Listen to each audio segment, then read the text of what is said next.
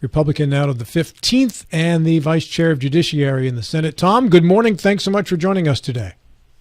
Good morning, gentlemen. Happy Monday morning. Happy Monday to you, and happy final week of the legislative session. One more week. Yeah, there's a light at the end of the tunnel now. What did you think in your first experience? It's not over yet, obviously, but you're a week away from the ending. Was it what you expected? Well, I'll tell you, it really, in a lot of ways, it feels like some of the military schools I've been to have that same sort of sense where you just grab a couple hours of sleep each night, and then it's off to another day, and it's very fast paced. A lot of data, a lot of activity every day. Honestly, sometimes it's hard to even remember what you did the day before because each day is so jam packed. But it's been a good experience. I've enjoyed it. It's stretched me. I've enjoyed creating a lot of new relationships down here, and the intellectual exercise has been invigorating. I mean, just processing these bills, having to identify red flags quickly, amending things out that could cause problems, putting things in to, shore up loopholes and that sort of thing. So I've enjoyed it overall. How about the structure of how it all flows from the Senate president down, from the governor to the Senate president and such? And you compare it in any way to what you experienced in the military? You're joking, right? Yeah, I'm looking for a fun response here. Yeah, it was. One time before I deployed to Israel, we had a little bit of. Usually, before I deploy, I do some cultural research on the host nation, just to help in meetings, and there's different styles, different cultural styles. So in Israel, they really like to sit around the table in a circle and talk things over and come to a consensus and make a decision. Even their military. And all the American soldiers were just getting redder and redder. Their collars were getting tighter and tighter. And finally somebody said, "Can we just make a decision and move on, please?" So it's similar to that here. But it's really interesting, what happens, how things get done down here. And really I think it really boils down to two things, guys. Like, it's reputation. If you lie to somebody, your reputation is shot down here. And I've been really surprised that I've seen that happen more than once down here, and relationships and credibility also. If you establish yourself as a credible authority in a certain area or on a certain bill, and you consistently give good input over time, then people start to listen to what you have to say. So it's really fascinating how the sausage is made down here. I think, I wasn't here last year, obviously, but from what I understand, things are a lot more democratic this time around in the Senate, where folks actually have a say. They can affect the outcome. They can help shape the bills. So it's frustrating for some people. I think some would, rather have a faster pace with decisions made at the higher level and everybody falls into line and follows it. But this session, at least on the Senate side, and the governor's been good about listening to us too. I mean, I was at the mansion for 4 hours last night talking about some bills with two other senators. So I think that this session feels like there's a collaborative approach to getting things done. People want to hear the voices, hear the inputs, so everybody has an equity in the outcome. So sometimes it moves a little bit slower than when you have a more hierarchical structure, but you get more people feeling like their voice was heard. And I think at the end of the day, you come out with a more equitable product across the board, where different districts have a say in the final product. The final day of the session is this Saturday coming up, but we do know the governor says there is more work to be done. Do you expect this session to be extended, or do you think Saturday is the final day and then any special session will be something that will happen later on in the spring or summer? Well, this is one of the things we talked about last night with the governor. We're expecting a special session in July, June, July for sure. I'm hoping that I really would like to come home and see my family, so I'm hoping we don't extend past Saturday this week. But I was joking with him And a special session is a little bit more special for those of us that live in the Eastern Panhandle and have to drive 5 hours down here. So yes, he's from the Eastern Panhandle too, so he gets it. So he laughed. But for sure in June, July. But outside of that, I'm not really sure. We'll see how this week goes and what we can get done by Saturday midnight. Will you have a budget completed by the end of the week? Yeah, that's I was going to say that's the $1 million question, but it's more like the $5 billion question. I know that we're well underway. You'll have to, I know you guys have Senator Barrett on. He'll probably give you more insight on how that's going. I think that the Senate budget is pretty close to the governor's budget. I don't see a lot of issues there. I'm not in the loop on how negotiations are going with the House budget. So that's, I think we're maybe 2/3 of the way there. So we'll see. We'll see how it goes this week. Bill. Yeah. Good morning, Tom. You have Morning.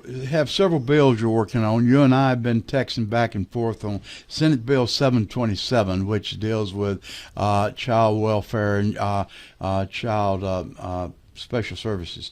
Would you speak to the status of that and a little bit of the history on that as well, please?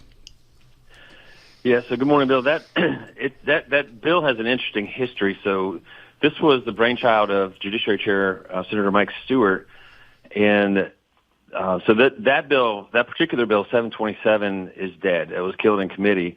I think there was a prior version to that as well that was trying to do the same thing. All these bills are, just for the audience here, these bills are trying to create a advisory committee to study in depth the child welfare system, child protective services system, so we can really focus in and do right by our children in West Virginia. And the first bill that Senator Stewart proposed had a fairly large fiscal note attached to it, and there were a few in the committee that were opposed to that. I supported it. I think even if we get one good idea, it's worth it to help our kids. I think that's our highest priority as a state civilization, to protect our children. But anyway, it got shot down once in committee. Senator Stewart, he's strong-willed, so he introduced it again. It got shot down again in committee. But he was persistent. He tried a third time, and it actually passed. And it was a little bit scaled down. So now it's actually Senate Bill 944. So if you want to look that one up, Bill, you can see it did pass the Senate, got out of Judiciary, passed the Senate. Now it's in the House. It's in the House Health Committee. To be honest with you guys, I'm not overly optimistic that we'll get it out of House Health. We're going to try. I know Senator Stewart and I are working on it. We're trying, but there's a real standoff, as you guys may know, between the House Health Committee and the Senate Health Committee. The chair of the House Health Committee is great. We've got a good working relationship with him, but there's a lot of members on that committee. They killed the vaccine bill, and that was a priority for our Senate Health Committee chair. And so we're not sure if this is going to get out of House Health without a big push, but it's important. It's for protect our children. So that's the status on that one, Bill. Yeah, and if I can take back one step even farther, I believe the very first attempt was talking to the Human Services Secretary, Alex Mayer, what you wanted to do, and Secretary Mayer said, I've got everything under control. I really don't need any involvement with the legislators just now. I'm going to do it all. And then Mike Stewart took that initially and then came back for a second attempt. Have you talked to Secretary Myers since then? Is he still intent upon doing this alone, just from his office? I've had a quick informal conversation with the secretary, and he's a competent, capable guy. He's a bright guy. He's a hard charger. I think his heart is in the right place to do the right thing. But you really have to work as a team down here, and so I think that there some people are realizing what the left and right limits are. Even those of us that are type A personalities take charge, get things done type people. You still have to work as a team down here. So he's committed. He committed to me personally that he would work with me, because this is a priority issue for me. This is something that, regardless of whether or not this bill gets out of House Health, I'm working on this in an informal capacity, and I'm trying to show some leadership on this issue, because again, I just think, especially as men in West Virginia, if we can't protect our children the right way, then I think we're just failing as a state. So I've talked to some judges informally, some CPS workers, some foster care parents, and so I've already got an informal group, regardless of whether this bill passes.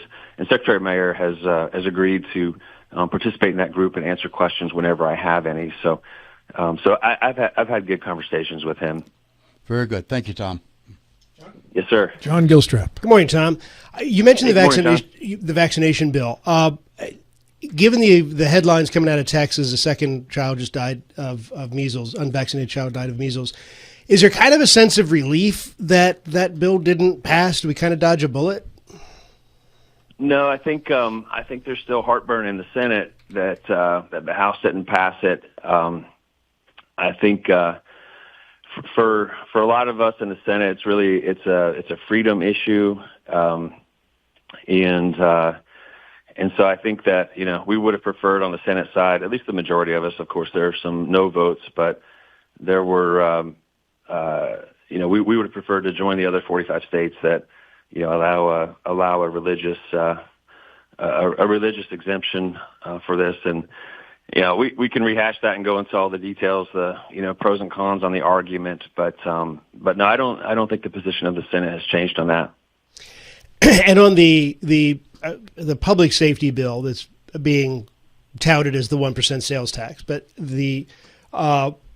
for years the argument has always been that there's no political will to do that, because ultimately it's going to be politicians are going to be held accountable for having a 1% sales tax.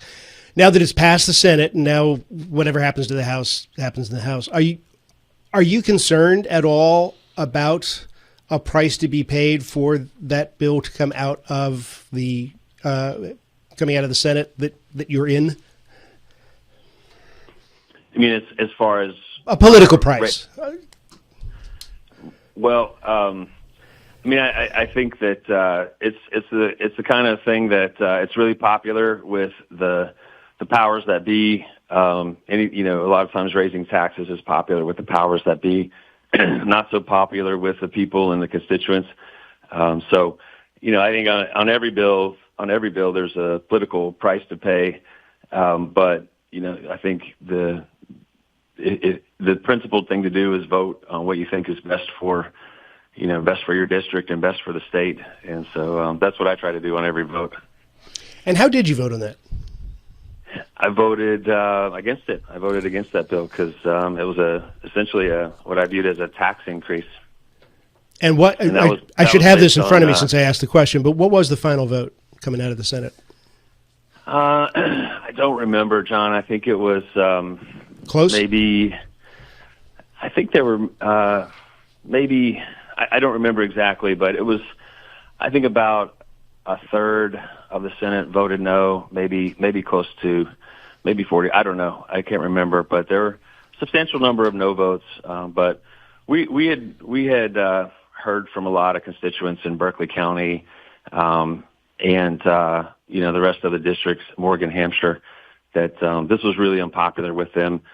So I think the leadership in the county, was in favor of it, but the vast majority of constituents that we talked to and we sent out some electronic emails and that sort of thing to get feedback on this, just to see where people were and what they thought about it. And the response from the voters overwhelmingly was opposition to it. Senator Tom Willis, our guest here on the program. I need to ask Tom about a couple of bills he's working on before we run out of time. That includes, Tom, your small business bill. Can you tell us the status of that and what it will do if it gets enough traction to pass and get signed by the governor? Yeah, so I was lead sponsor on this bill, and this was an effort by me to work towards one of my two major prongs that we talk about all the time. Improving education in the state and improving the business climate in the state. And, this one is the Small Business Appreciation and Credit Act. It gave a tax credit to small businesses in West Virginia. And this one came from conversations over time with constituents in the Eastern Panhandle. And I would hear over and over, how can we give hundreds of millions to these big businesses coming in from out of state? And we've got small businesses in West Virginia slugging it out every day. They live here, they raise their families here, they're loyal to West Virginia. What have we done for them? And so really we haven't done much. And so, anyway, this would give them a tax credit to thank them for the time that they have to put in to run their business, to comply with all their state laws. And so it's a $500 tax credit for businesses up to $600,000, and then $2,000 tax credit for businesses up to $2.5 million. It passed economic development, and then it passed out of finance. It passed the Senate floor, and now it's in the conversation for the budget right now. So we'll keep pushing for it to make it through the budget and become part of the law. What is the fiscal note on that, Tom? Last I heard, it was around 30. I saw some different numbers because there were a couple of different versions that came back. It started off at 36 million, and I think it was down to 12 million last I saw.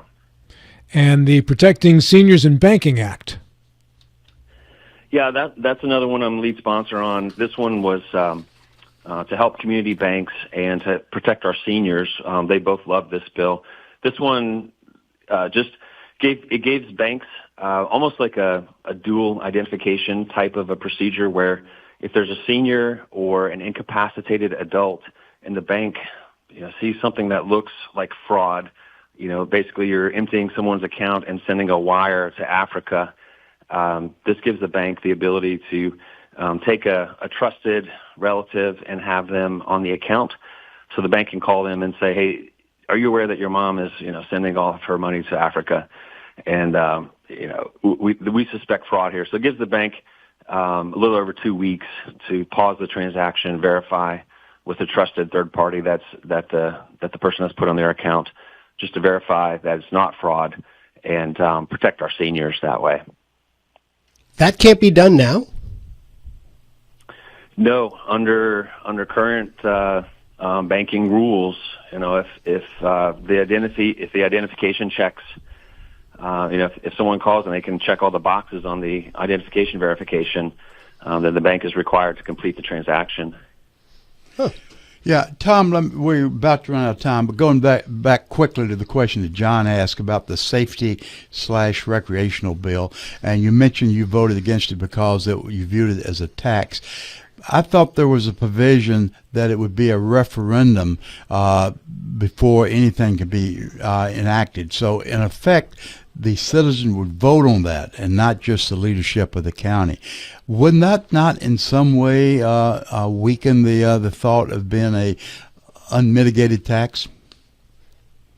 Yeah, it would, and it wasn't an easy vote. I mean, to be honest with you, Bill, I had to, I struggled with it a little bit because in general, I'm definitely in favor of local control and pushing authority and decision making down to the local level. I think on this one, the reason I voted against it at the end of the day was really the bill was all about not pushing decision making down to the local authority in general.